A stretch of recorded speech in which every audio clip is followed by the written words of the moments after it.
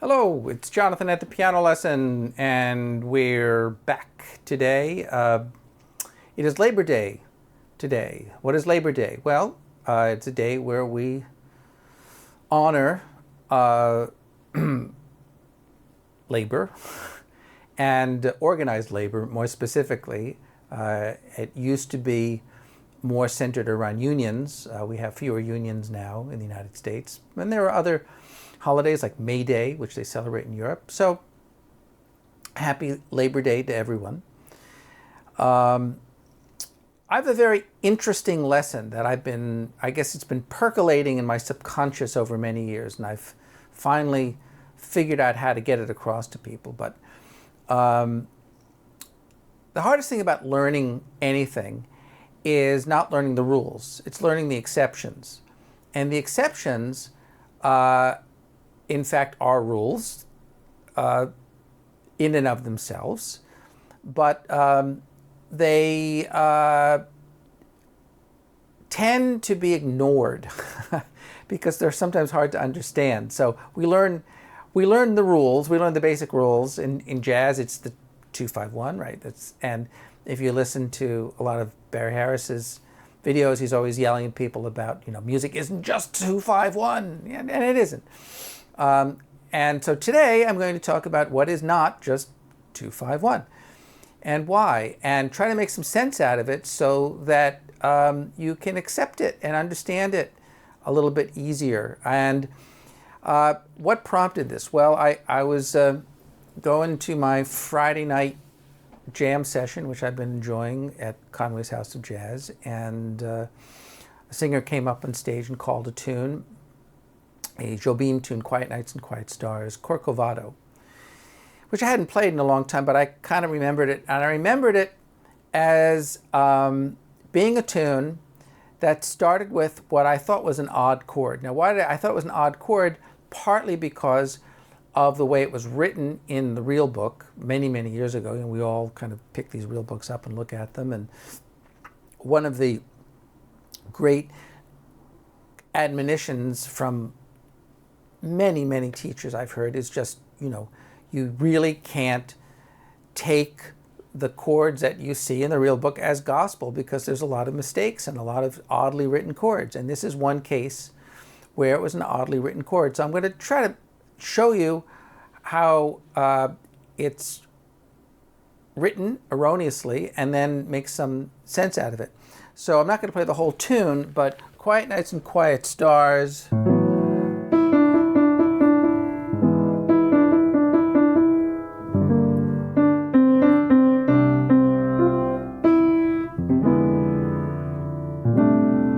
So that's it.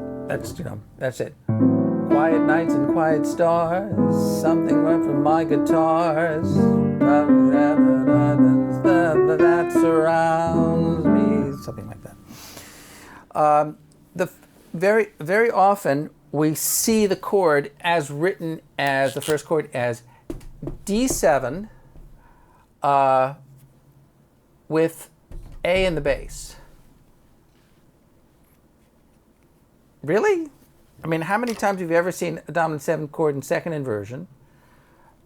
And by the way, if anyone calls this tune, this is again this tune is called Quiet Nights, which is Corcovado, which is Jobim, right? That's our Jobim tune. So, if anyone calls this tune is actually written in the key of C, but the first chord is not C. But the chord would be, if we looked at this chord, if we looked at that chord, I'll write in bass clef, and we would see A, C, D, and then F sharp, A, C, D, and F sharp.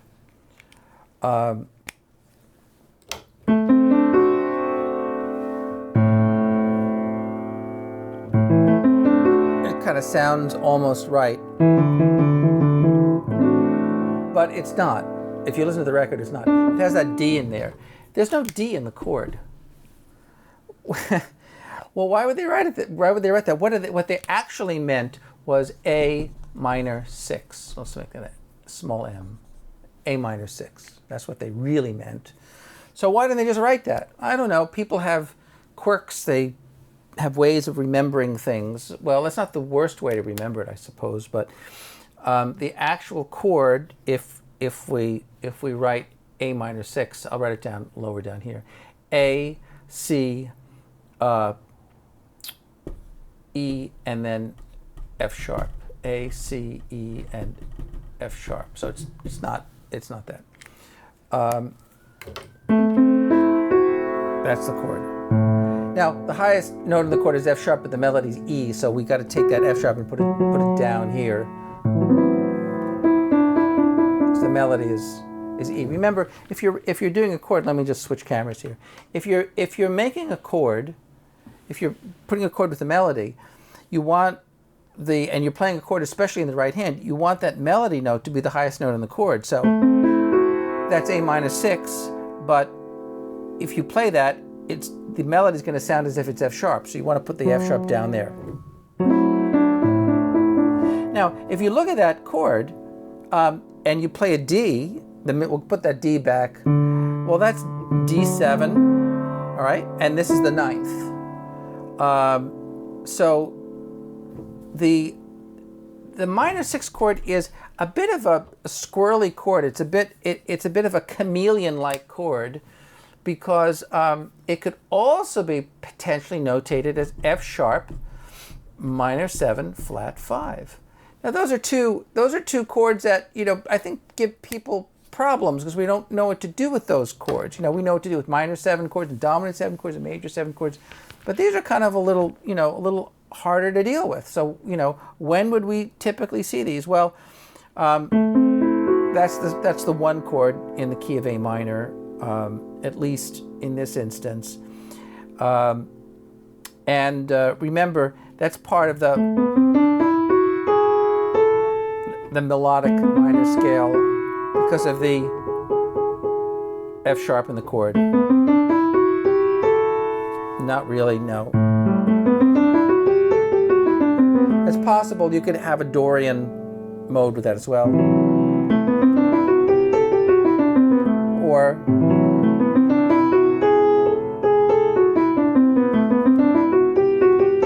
either one of those could potentially work. I'm giving you a lot of detailed information, but A, C, E, F sharp, right? If you take the F sharp and put it down here, now you have F sharp minor 7 flat 5, right? But you typically see it as this weird D7 with A in the bass. It's just not that because there's no D in the chord, but it's... Now you might, a better way to do it maybe might be to, in fact, I've never seen it written this way, but you might write it like F sharp minor 7 flat 5 with A in the bass. I mean, you might do that. That would make more sense to me. Why wouldn't I write it that way? Well, because the next chord happens to be, goes down a half step. That. So just it's very common for the bass line A to descend chromatically.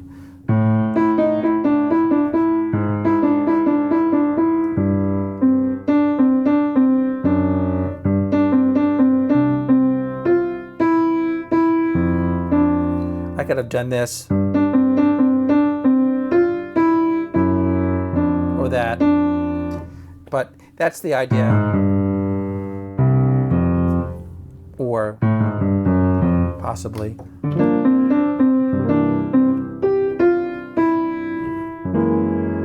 that's F sharp 7, F sharp major 7. So I think all of this is really just A minor 6. That's really what that is. And however you want to think of it is fine, but don't think of it in this cockamamie was like D7 with D7 and second inversion. That's I don't know. That's nutty.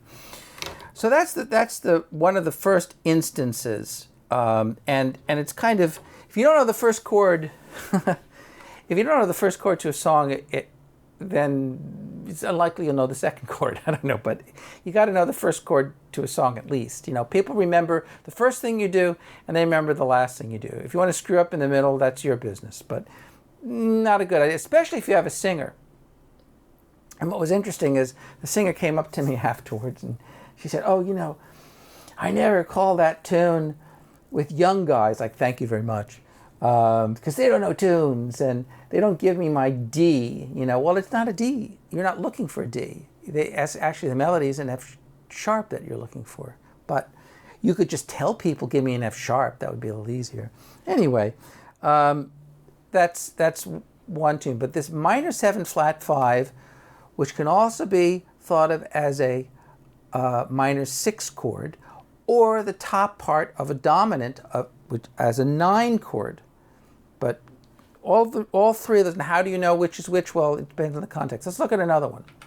Okay, what was the other one I wanted to look at? Let's see. Oh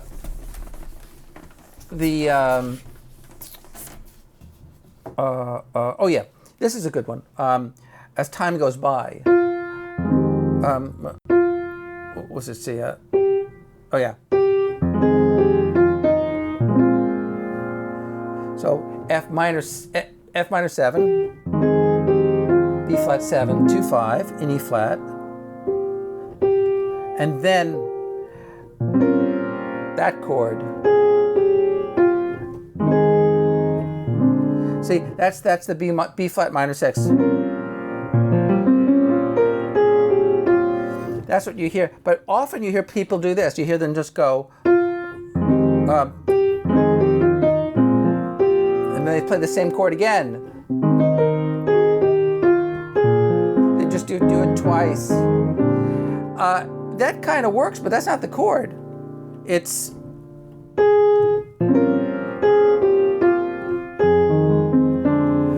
so F minor 7, B flat 7, B flat minor 6, and then F minor 7 and B flat 7, which goes to E flat. Okay.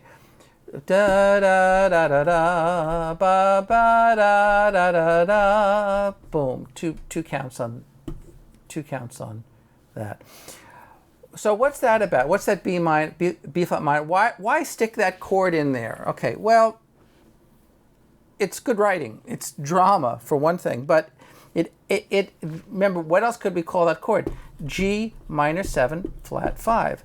It's the same. It's the exact same notes. It's so the chord is G, B flat, D flat, F. That's G minor 7 flat 5.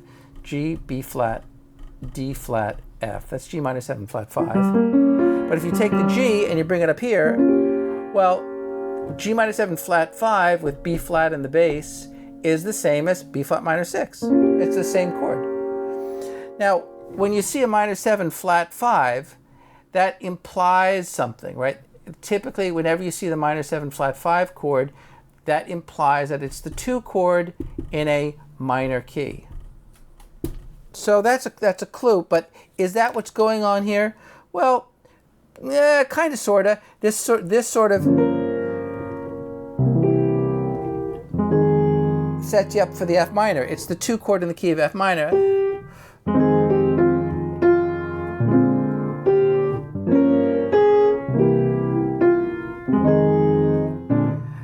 G minor 7 flat 5, C7, flat 9, F minor. It just has that minor cast. It's almost a deceptive cadence. It's almost a deceptive meaning to deceive, to fool, right? Deceptive cadence, and that cadence being a chord pattern, that we have a beginning, middle, and end. 1, 5, 1, F minor, C7. That's the basic cadence.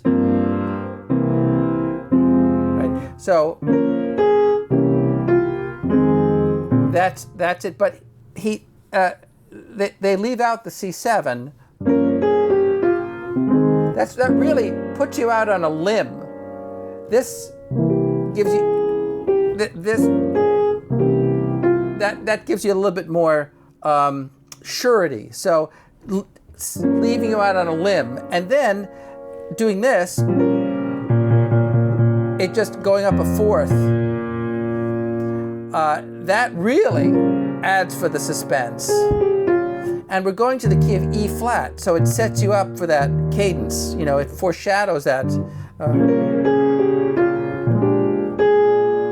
Minor 6, dominant 7, sorry. Dominant 7. Then you finally get the E flat. So that's pretty satisfying. And keep in mind, again, this B flat minor 6, well, that's the top part of a E flat dominant 7.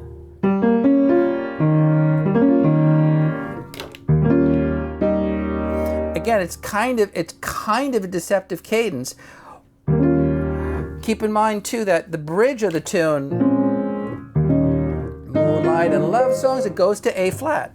So that B flat minor 7 in a very subtle way gets your ears prepared for the key modulation.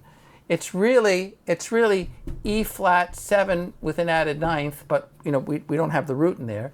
And then it gets you prepared to go to A flat. This is 5 of 4. That's a very typical, remember we call it a secondary, S-E-C-O-N-D-A-R-Y, secondary dominant. I'm going to abbreviate that D-O-M because I don't have space, but I'll write it up here. Dominant. Okay. It's a secondary dominant. So every time you see a dominant chord, that's pretty much the 5 chord to a new key. So it's a very squirrely little tune.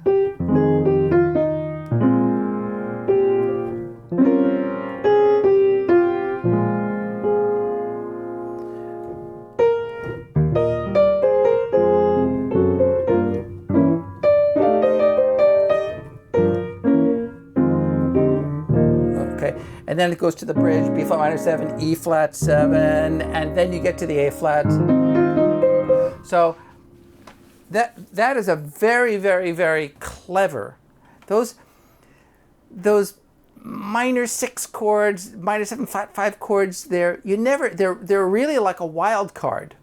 You know, you never know where they're going to go. And good composers use them, and they can be really irksome in a tune because they can throw you off, or you can just ignore them and just say the heck with it. I don't know what that chord is, and you know, just blow it off and kind of round off the edges, you know. And maybe no one would be the wiser, right? But you would know, and the composer would know. And there's a reason why it's there. And if you listen to the orchestrations, it makes a big difference. You know, if you hear it just on the piano, yeah. Maybe not so much, but you're dealing with the whole orchestra.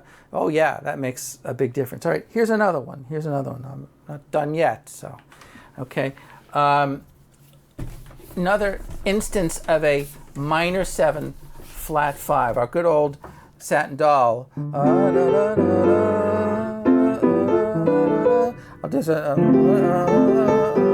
2 5 D minor 7 G. E minor 7, A, so 2, 5, 3, 6, then A minor 7, flat 5. So that is a really cool, you know, and people don't often play that. They do, and then they play A minor 7. It works. But it's the wrong chord. That's the right chord. I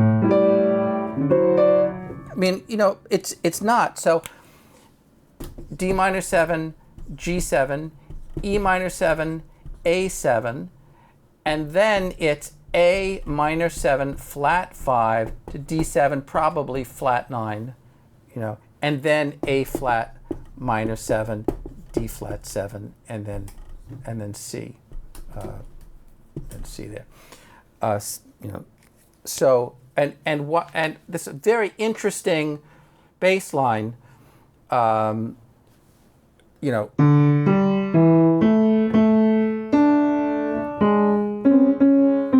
fourths and fifths, but that A minor 7 flat 5. Now, why would you want A minor 7 flat 5? Again, I'll use the word, you're foreshadowing. You're foreshadowing the key that it's going to. It will go to the key of F, right? That's the bridge. And how does it typically get? Well, let's see. It gets to the key of F, 2-5, G minor 7, C7, right? So A minor 7 flat 5. That's the same as C minor 6. Now, I suppose you could play, but that doesn't really sound right. It just sounds like a soap opera. I mean, you could do C minor 6, but it just sounds very, very severe.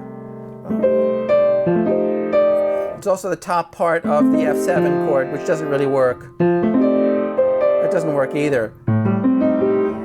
He intended it as the minor 7 flat 5 for sure. And that is the 2 chord in what key? It's 2 chord in G.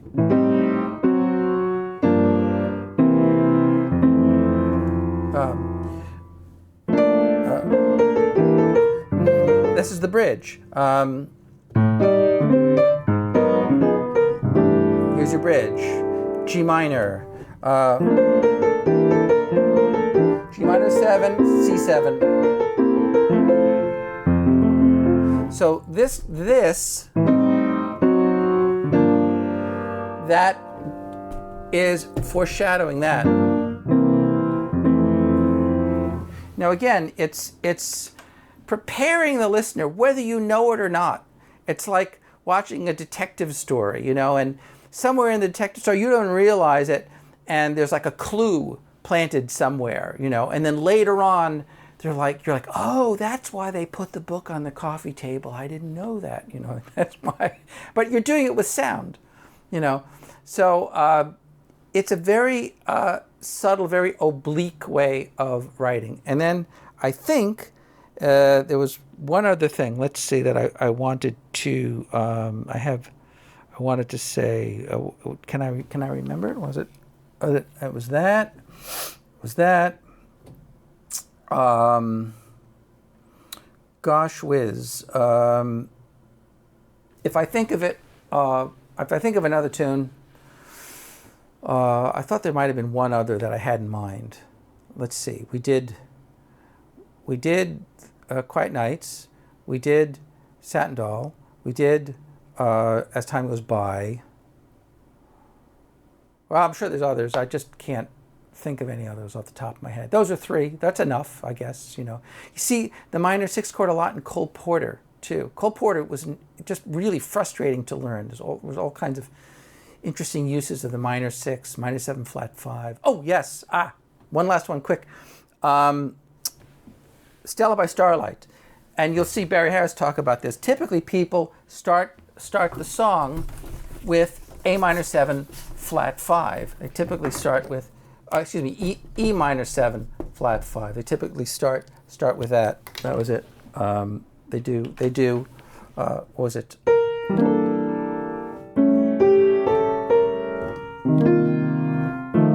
C minor 7, F7, deceptive cadence to B flat. It doesn't go there. F minor 7, B flat 7, E flat. That's what people tend to do. Doesn't sound altogether bad, but the right chord is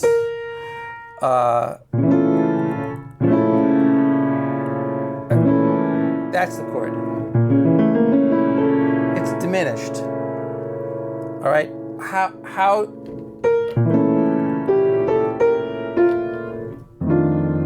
that's it.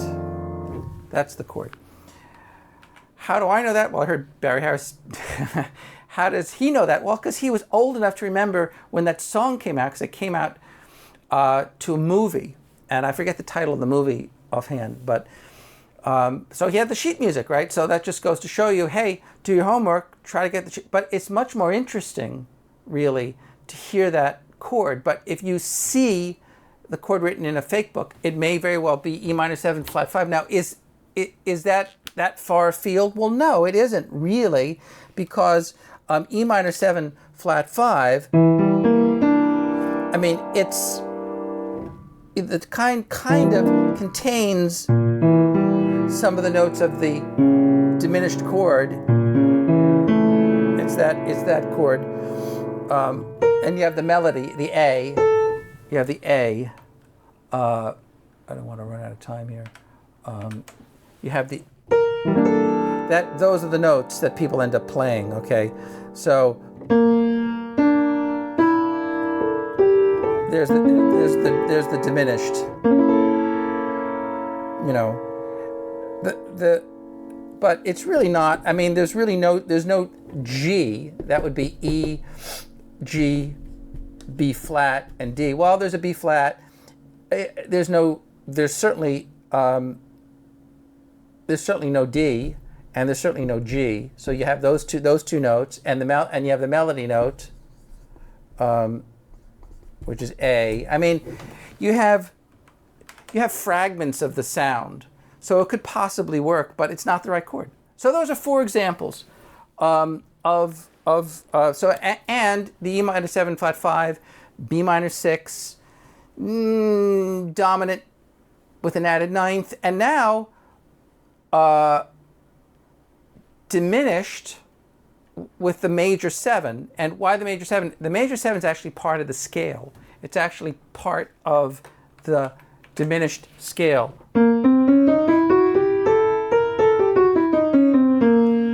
That's the diminished scale.